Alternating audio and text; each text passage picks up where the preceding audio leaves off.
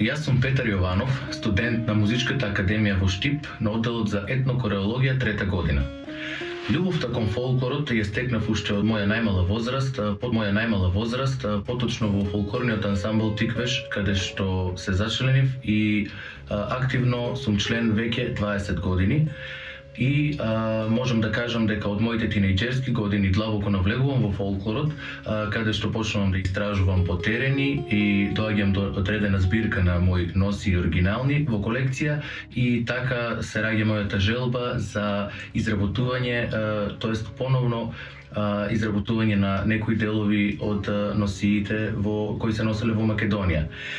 Ги изработувам на оригинален и автентичен начин, поточно на разбој за ткање, исто како што се изработувале и порано во Македонија.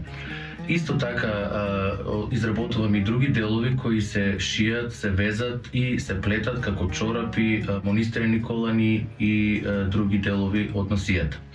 Како што кажав, желбата кон фолклорот и кон носиите се појави уште од најмала возраст кај мене, па со моето истражување дојдов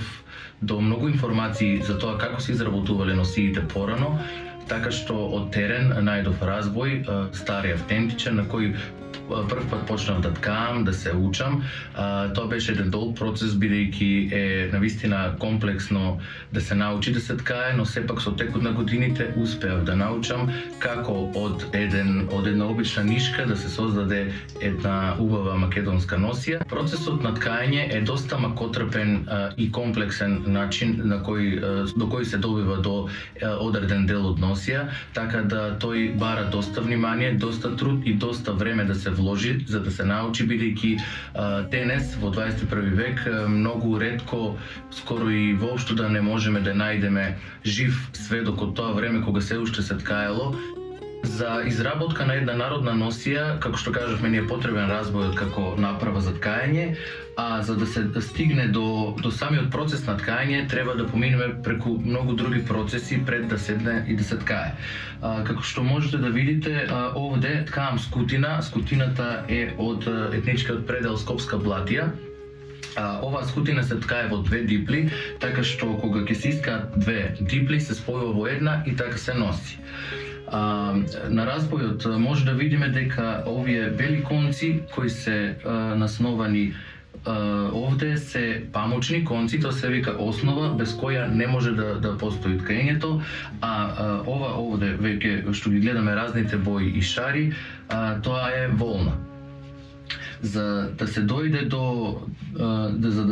до самото ткање, потребно е прво да се наснове основата позади на кросното, потоа се воведува во овие ништелки, во брдото и на крајот се врзува напред за да конечно може да почне ткањето. Затоа, како што кажав, ова е долг процес, макотрпен процес и бара многу внимание и многу голем фокус, бидејќи една грешка веднаш може да се примети после во ткање. Инспирација за дизајните на скутините и другите делови од носиите кои ги ткаам ја наоѓам во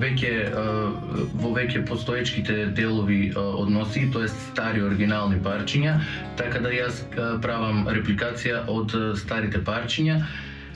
користејќи волна како што користеле порано и памук и одреден вид на срма. Иако ова е веќе постоечки дизајн, во текот на изработката, бидејќи ова е креативна работа, исто и јас додавам некој мој креативен дел и момент каде што се разликува од оригинал. Мојата порака до младите би била да ја чуваат културата и традицијата, а исто така и да бидат горди на нашето културно наследство,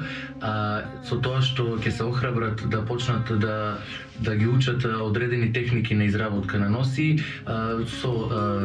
самоистражување или преку стручни лица кои тоа го знаат добро, па ќе им помогнат да се упатат во темата.